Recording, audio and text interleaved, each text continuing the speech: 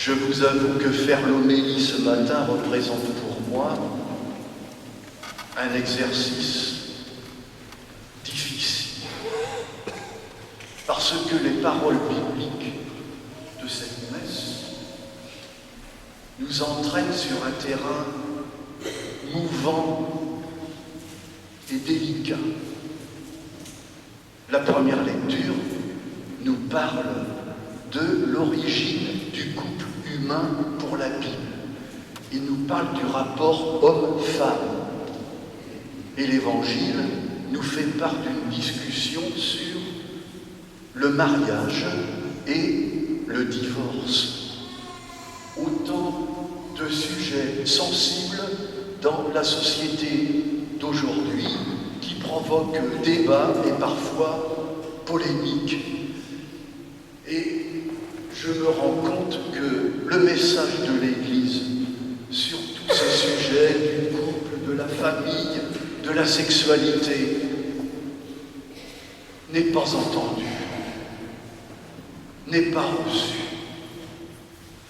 Il est même souvent caricaturé. Et je me rends compte que cette espèce d'incompréhension ne date pas d'hier. Elle est ancienne. Et de bons connaisseurs de l'Église font remonter cette incompréhension aux années 70, au moment où le pape Paul VI a publié sa fameuse encyclique Humanae Vitae sur la contraception et le contrôle des naissances. 40 ans d'espèce de brouille entre le message de l'Église et ce que entend la société. Alors je ne vais pas ce matin m'immiscer dans ce contentieux.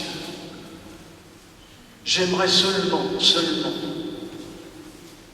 essayer de redécouvrir pour moi, et je vous le partage, comment le message de Jésus peut être encore aujourd'hui pour nos contemporains une bonne nouvelle. Une bonne nouvelle. Tout d'abord, l'Évangile nous montre que les problèmes de mariage et de divorce existaient encore au temps de Jésus, puisque les pharisiens viennent de lui demander « Est-ce que c'est permis ou est-ce que c'est défendu de divorcer ?» Alors la réponse de Jésus, vous l'avez vu, est plutôt ferme. Mais ce que je remarque surtout, c'est qu'il essaye de dégager ses interlocuteurs de cette question du permis et du défendu. Il veut essayer de faire prendre de la hauteur à ceux qui l'écoutent, et pour cela, il remonte et fait référence au commencement. Comment c'était au début? Et nous avons droit à cette belle parole de la Genèse, une parole naturellement poétique, pas scientifique, mais pour autant, elle nous dit une chose capitale et simple sur l'amour humain. C'est pas l'homme qui a inventé l'amour, inscrite en lui, cette espèce d'aimantation mystérieuse et profonde entre un homme et une femme, entre l'homme et la femme. C'est pas l'homme qui a inventé ça, c'est un cadeau de Dieu. Alors lorsque l'homme occidental moderne entend Dieu, souvent il se crispe dans la crainte qu'il a que ce Dieu vienne l'empêcher d'aimer de la manière qu'il veut lui. Or, si nous découvrons avec la Bible que l'amour humain est un cadeau de Dieu, alors s'ouvre pour nous une chance pour notre épanouissement personnel et total. Puisque si nous regardons Dieu, nous découvrons celui qui a inventé l'amour.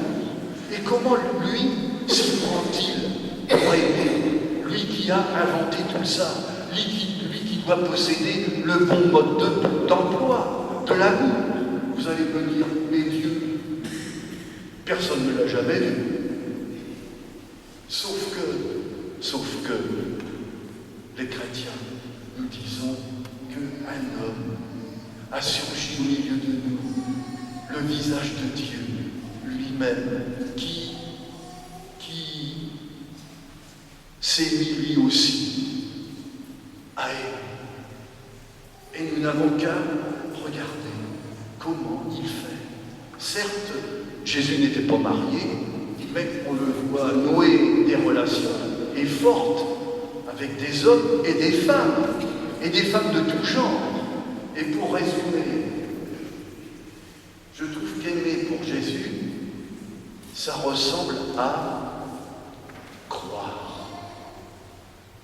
Croire en l'autre. Vous, les parents, les éducateurs, les enseignants, vous savez ce que c'est que croire. Croire dans un enfant. Croire dans un jeune. Même s'il nous déçoit, même s'il s'enferme, parfois, dans l'échec et le repli, croire. Un jour, à la fin d'un mariage, l'un des invités de la noce vient à moi, l'air un peu agressif, et me lance « Moi, je ne crois pas en Dieu ». Et je me suis entendu lui répondre « C'est étonnant, mais lui, il croit en vous. » Croire. Et la chance que nous avons de connaître Jésus, c'est que lui nous dit jusqu'où peut aller cette foi dans l'autre. Et que le chemin qu'il nous montre n'est pas une impasse. Le travail de l'Église, c'est sans doute d'annoncer que l'amour humain est un cadeau de Dieu, mais surtout, c'est de faire découvrir à l'homme d'aujourd'hui que c'est une chance pour lui d'aimer à fond. C'est une chance. Le travail de l'Église, c'est aussi de faire découvrir cela à tous ceux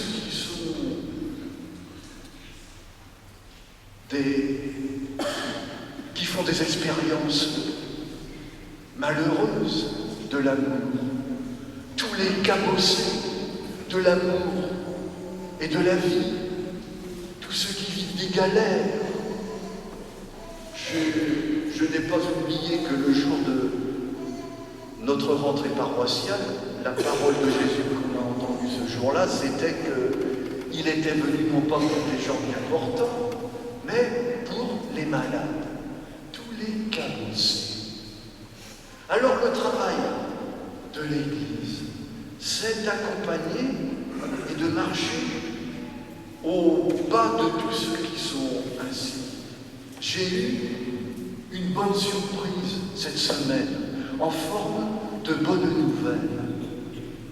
Notre Église de France vient de publier un document sur ce qu'on appelle aujourd'hui le mariage pour tous. Ce qui m'a plu dans cette lettre, c'est son style. Les évêques, et il y a aussi des chrétiens parmi eux, ne viennent pas asséner des vérités, mais ils s'approchent fraternellement des hommes comme ils sont pour, avec eux, se poser des questions.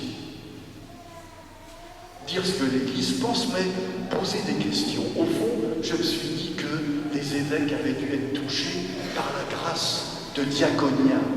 Diaconia, vous savez, c'est ce mouvement qui prépare le grand rassemblement de Lourdes et qui voudrait que les chrétiens marchent pas des hommes, s'approchent d'eux, marchent avec eux.